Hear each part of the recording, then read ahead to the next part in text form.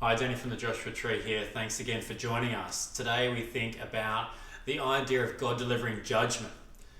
Now, judgment is something that is often hotly debated, whether it's famous people who have done the wrong thing, politicians corrupt and being exposed and then being sentenced, to perpetrators of large or particularly violent crimes, and the publicity around the court case, and then finally the judge's judgment and punishment being delivered. There's always lots of opinions, and there's also lots of debates about what is a just punishment.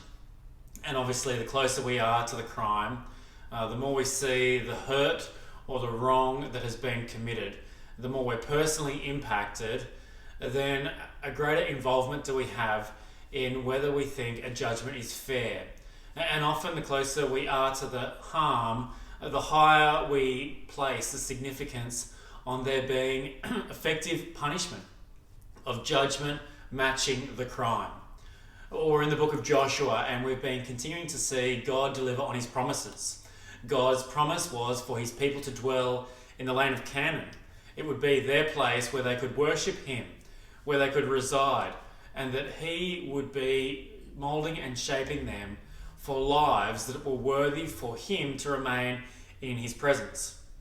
And so, as they have continued to move beyond the city of Jericho, they have moved towards the next city, Ai. And we saw last week a defeat in chapter 7 at the hands of the army there.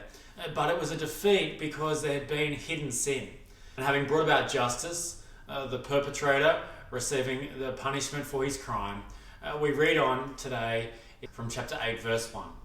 Then the Lord said to Joshua, "Do not be afraid. Do not be discouraged. Take the whole army with you and go up and attack Ai. For I have delivered into your hands the king of Ai, his people, his city, and his land." After exposing Achan and his sin and the punishment being dealt, it seems that the inhabiting of the land is back on track. Everything seems to be continuing in the rhythm of God encouraging and directing Joshua, God reassuring Joshua that he would be equipped to lead the people, and that God's promise was soon to be realized. And so verse 2, "You shall do to Ai and its king as you did to Jericho and its king, except that you may carry off their plunder and livestock for yourselves. Set an ambush behind the city." God reveals to Joshua the plan of how they're going to take Ai. It's a bit different to Jericho. This time the strategy isn't to walk around and to wait for the instruction, but it's to set a trick, an ambush, to try and lure the army of Ai out and then be able to come in where they're blindsided. And so what we see here also is that there are different instructions. Whereas Jericho had items that needed to either be destroyed or dedicated towards the Lord in his treasury, the items that are found in the city of Ai could be used for God's people as they dwelt in this city, as plunder, as sort of, like parents giving their adult children a bit of a boost. Here's this sort of money, or here's this car to get you started. So too, God is providing for his people once they're able to conquer this land. Verse 3, "So Joshua and the whole army moved out to attack Ai. He chose 30,000 of his best fighting men and sent them out at night with these orders: 'Listen carefully. You are to set an ambush behind the city. Don't go very far from it. All of you be on the alert. I and all those with me will advance on the city, and when the men come out against us as they did before, we'll flee from them. They will pursue us until we have lured them away from the city, for they'll say, they're running away from us as they did before. So when we flee from them, you are to rise up from the ambush and take the city. The Lord your God will give it into your hand.'" This is the strategy. Having sent a smaller contingent previously and being defeated at the army of the city of Ai, there's a sense that God is aware that the opponents will be quite confident. And so there's a plan to send the Israelite army to sort of allure the army of the Ai troops out to chase them. Having been lured out, there'll be an opportunity for them to be attacked from both sides. Verse 8, when you have taken the city, set it on fire, do what the Lord has commanded you. See to it, you have my orders. Verse 9, then Joshua sent them off, and they went to the place to ambush and lay in wait between Bethel and Ai, to the west of Ai. But Joshua spent that night with the people. Early the next morning, Joshua mustered his army, and he and the leaders of Israel marched before them to Ai. The entire force that was with him marched up and approached the city, arrived in front of it. They set up camp north of Ai, with the valley between them and the city. Joshua had taken about 5,000 men and set them in ambush between Bethel and Ai to the west of the city. So the soldiers took up their positions with the main camp to the north of the city and the ambush to the west of it. That night Joshua went into the valley. So again, with the book of Joshua, there's a bit of duplicity in what's going on. We here get a sense of the plan, and here we have a revisit as they approach the execution of the plan. Verse 14, when the king of Ai saw this, he and all the men of the city hurried out early in the morning to meet Israel in battle at a certain place overlooking the Arabah. But he did not know that an ambush had been set against him behind the city. Joshua and all Israel let themselves be driven back before them, and they fled towards the wilderness. All the men of Ai were called to pursue them, and they pursued Joshua and were lured away from the city. Not a man remained in Ai or Bethel who did not go after Israel. They left the city open and went in pursuit of Israel. Now again, an important factor in this plan being realised is that the army of Bethel, a neighbouring town, would also participate in the chase. If they hadn't, they would have been able to see what was happening with the ambush attack and been able to defend against the Israelite strategy.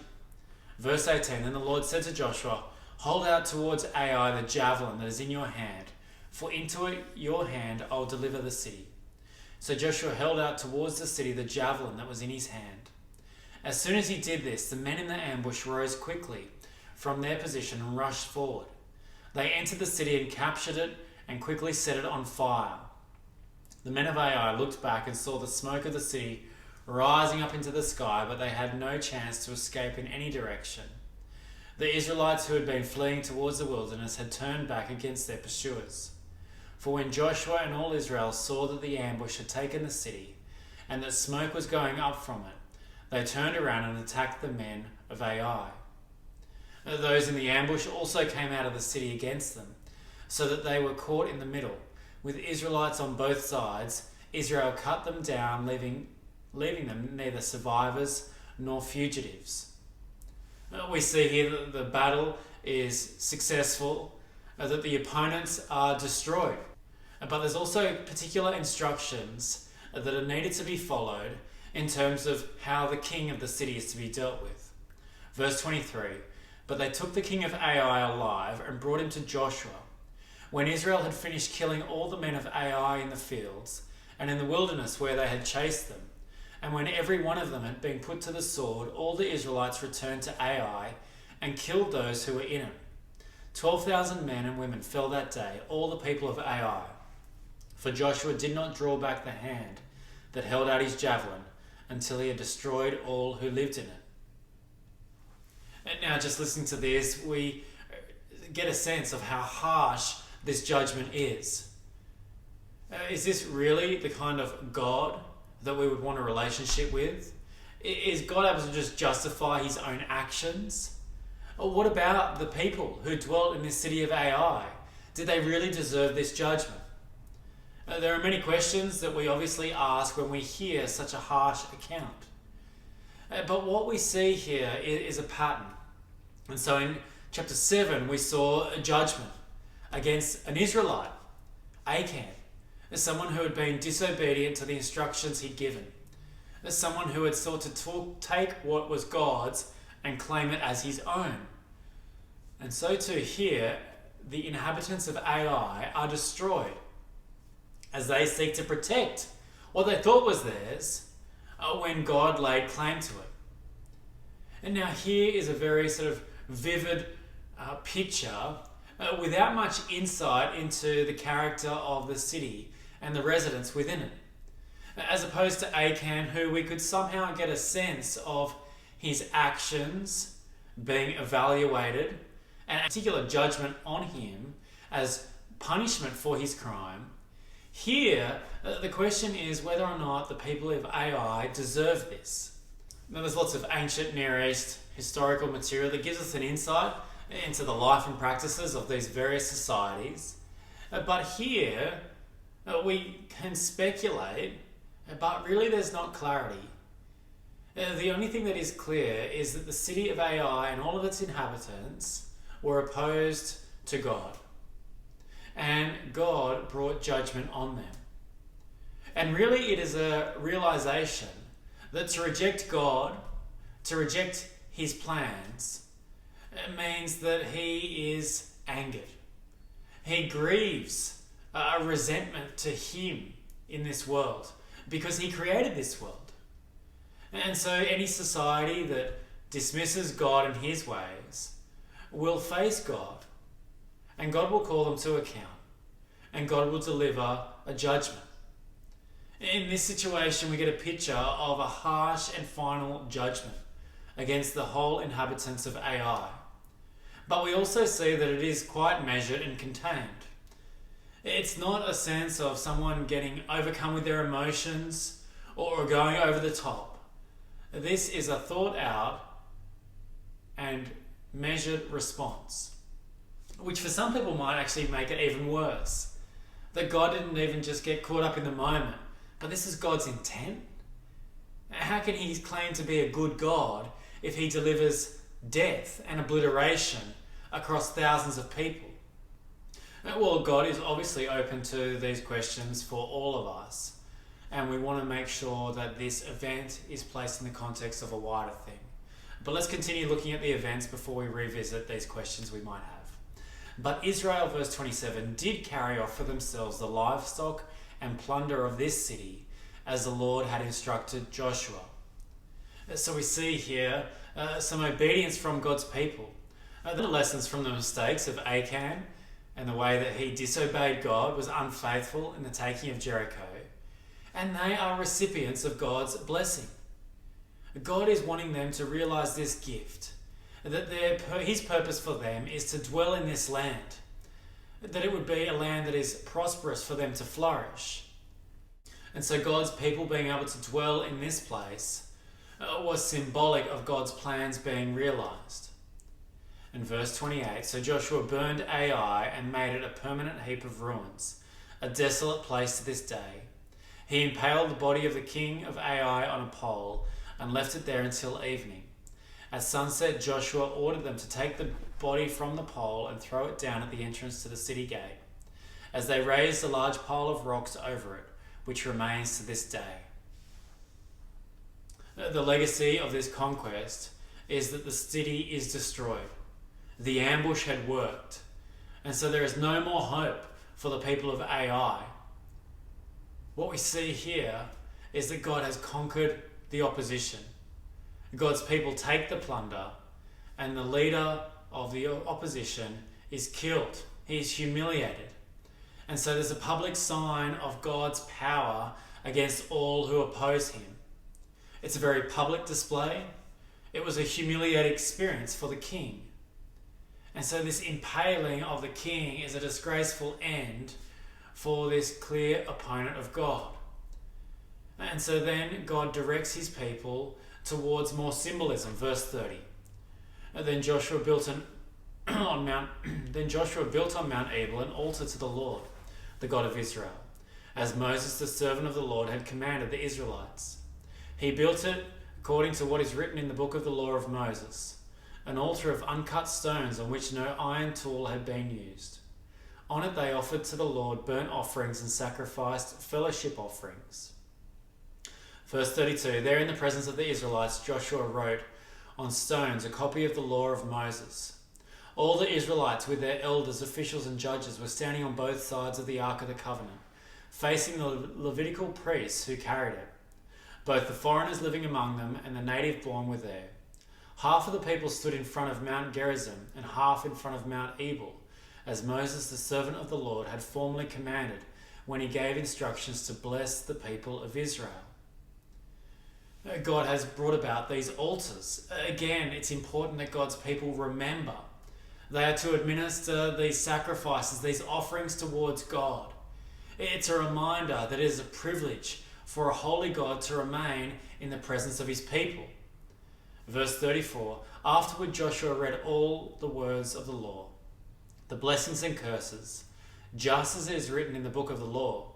There was not a word of all that Moses had commanded that Joshua did not read to the whole assembly of Israel, including the women, the children, the foreigners who lived among them. As victory had occurred, as the symbols of the altar and the offerings were instituted, Joshua is also to remind God's people about God's way and this pattern of blessings from obedience and curse for disobedience. This sense of judgment would be something that was deeply felt. The ruins of the city remained there. The impaled previous king set as a reminder that disobedience leads to judgment. But judgment isn't the only thing that God emphasized. God here was bringing rescue. In fact, the whole message for his people Israel was that of refuge. They were enslaved in Egypt. They needed to be rescued from that. He was rescuing them from a life of enslavement towards a life of blessing and freedom. But whilst judgment isn't the only thing, it is an important thing that God does. And it places an important aspect as we seek to navigate life. You see, these questions that we have about the validity of God's judgments really come down to our view of this world. Do we inherently know what is right, what is good? Do we make good judgments all the time? Well, I don't know about you, but many times in my life I had a situation where I thought I had gathered the evidence, I thought I understood what was happening, and I responded. And I thought, that's right. But the more I reflect on it, and as I look back and as I gather more information and hear other people's perspectives, I can't see and understand the entirety of a situation. We know the depths of our legal system, how important it is to try and gather together all the information. But there is always a limit in the ability of any one individual or even our legal system to provide a thorough judgment.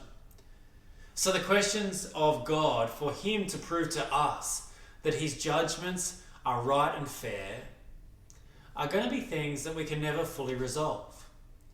We have to weigh up wider evidence. And whilst our society wants to dismiss that God would ever judge, again, as we realise the brokenness of this world, when we see the depth of harm that individuals can do, not least ourselves, to others, we realise that judgment is an important thing. And so it's significant for us that God delivers judgment. The question that we're probably asking is, are his judgments fair? Now, in Christian tradition, there can be an overemphasis on judgment. It can drive people to just live totally in fear.